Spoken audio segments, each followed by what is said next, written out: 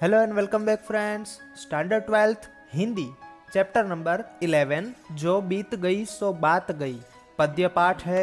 हरिवंश राय बच्चन जी के द्वारा लिखा गया है। आज हम इस चैप्टर का फुल एक्सरसाइज सॉल्यूशन देखने वाले हैं और एंड में मैं आपको एक्स्ट्रा क्वेश्चंस भी दूंगा जो आपको बोर्ड की एग्जाम के पॉइंट ऑफ व्यू से बहुत ही हेल्पफुल रहेंगे। हमारे हिंदी के सारे चैप्टर की एक्सरसाइज के फुल प्लेलिस्ट की लिंक आपको नीचे डिस्क्रिप्शन में मिल जाएगी। हमने लाइन वाइज चैप्टर की फुल प्लेलिस्ट बना के रखी है। अगर आपको हमारी वीडियो पसंद आती है तो प्लीज़ लाइक कमेंट एंड हमारे चैनल को सब्सक्राइब करके अपने फ्रेंड्स के साथ इस वीडियो को शेयर कर दीजिएगा। चलिए हम एक्सरसाइज स्टार्ट करते हैं। क्वेश्चन नंबर 1 है एमसीक्यू। जीवन में एक सितारा था। आंसर आएगा माना वह बेहद प्यारा था। सेकंड, जीवन में मधु का प्याला था, तुमने तन मन दे डाला था। क्वेश्चन नंबर 3, लघु जीवन लेकर आए हैं। आंसर प्याले टूटा ही करते हैं। नंबर 4, जो बीत गई सो बात गई। नेक्स्ट क्वेश्चन नंबर 2 देखते हैं। एक एक वाक्य में उत्तर दीजिए। तारों के टूटने पर अंबर क्या नहीं करता? तो अंबर शोक नहीं मनाता। अगस्त 2020 में ये क्वेश्चन बोर्ड की एग्जाम में आया था। सेकंड क्वेश्चन है कलियां और वल्लरियां किसका हिस्सा है? तो आंसर आएगा कलियां और वल्लरियां जो है वो मधुवन का हिस्सा है। थर्ड क्वेश्चन है मधु घट किसका प्रतीक है? तो आंसर आएगा मधु घट जीवन का प्रतीक है। नंबर 4, मदिरालई किन पर नहीं पछताता? मदिरालई जो है वो टूटे हुए प्यालों पर नहीं पछताता। नंबर 5, मदिरा के घड़ों और मधु प्यालों से किसकी ममता होती है?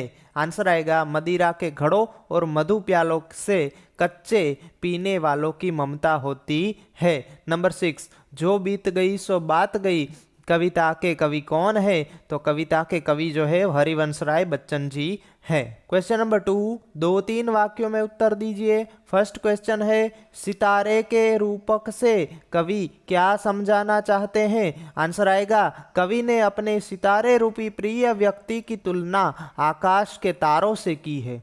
वे इससे यह समझाना चाहते हैं कि मनुष्य और तारों की गति एक सी है। जिस प्रकार तारे टूटकर नष्ट हो जाते हैं और फिर कभी नहीं मिलते, उसी प्रकार मनुष्य का भी जब अंत हो जाता है तो वह लौटकर नहीं आता। सेकंड क्वेश्चन है मुरझाई कली पर मधुवन की क्या प्रतिक्रिया होगी? आंसर आएगा मुरझाई कली कभी खिल नहीं सकती। मधुवन यह बात अच्छी तरह जानता है, इसीलिए वह मुरझाई कली के लिए कभी विलाप नहीं करता। थर्ड क्वेश्चन है कवि सच्चे मधु से जला हुआ शब्द का प्रयोग किसके लिए करते हैं? कवि के अनुसार मधु घटों एवं मधु प्यालों से कच्चे पीने वालों की ममता होती है, जबकि सच्चे पीने वालों की आसक्त यानी कि मधु जो है मदिरा से होती है।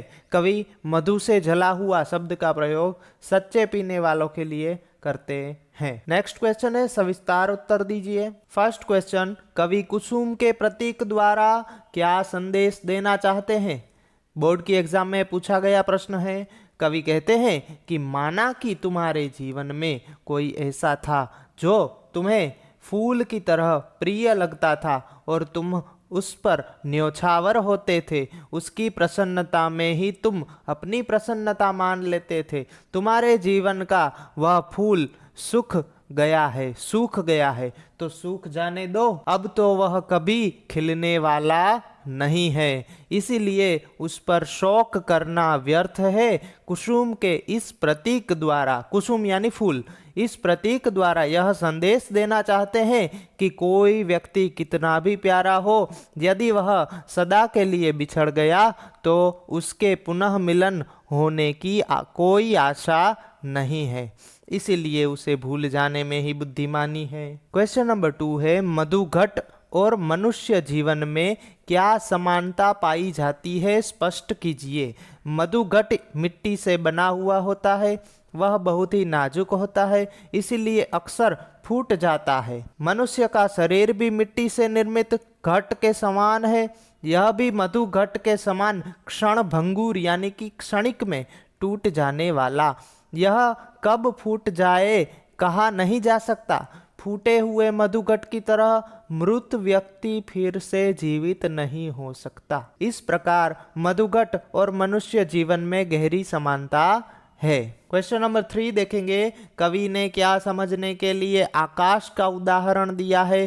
कवि कहते हैं कि जरा आकाश के चेहरे को तो देखो, अब तक उसके न जाने कितने प्रिय तारे टूट चुके हैं। जो तारे टूट गए वे फिर कभी आकाश को नहीं मिल पाए, परंतु क्या आकाश कभी अपने टूटे हुए तारों पर शोक मनाता है? ऐसा कवि प्रश्न करते हैं। इस उदाहरण से कवि जो है वो समझाते हैं कि जिस तरह आकाश उन बिछड़े हुए तारों को भूल जाता है, उसी तरह मनुष्य को भी अपने प्रिय व्यक्ति के विछोह को भूल जाना चाहिए, क्योंकि जो बीत गई सो बात गई, वह सदा के लिए समाप्त हो गई, उसे याद करना व्यर्थ है। क्वेश्चन नंबर 4, जो बीत गई सो बात गई कविता द्वारा हमें क्या सीख मिलती है? आंसर आएगा जो बीत गई सो बात गई कविता में कवि ने आकाश, मधुवन, मदिरालय, मधुघट के उदाहरण दिए हैं।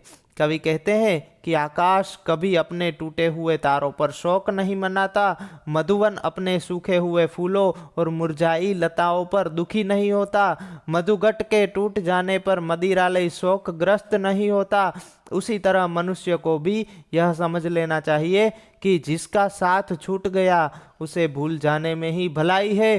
जो बीत गई सो बात गई, बीते हुए को भूलकर आगे की बात सोचनी चाहिए। Thank you so much for watching friends. यहाँ पे हमारा संपूर्ण स्वाध्याय समाप्त होता है और मैंने आपसे कहा था कि आपको एक्स्ट्रा क्वेश्चंस मिलेंगे, तो यहाँ पे व्याकरण के एक्स्ट्रा क्वेश्चंस आपके लिए हैं और हमारे सारे वीडियोस, सारे चैप्टर्स के एंड में हम आपको एक्स्ट्रा क्वेश्चंस देते हैं। और भी हिंदी के जो सारे चैप्टर है वो सारे चैप्टर के लिंक आपको नीचे डिस्क्रिप्शन में मिल जाएगी। हमारे वीडियोस इसी तरह आपको देखने के लिए हमारे चैनल को सब्सक्राइब करके बेल आइकन को ऑल पर सेट कर दीजिए।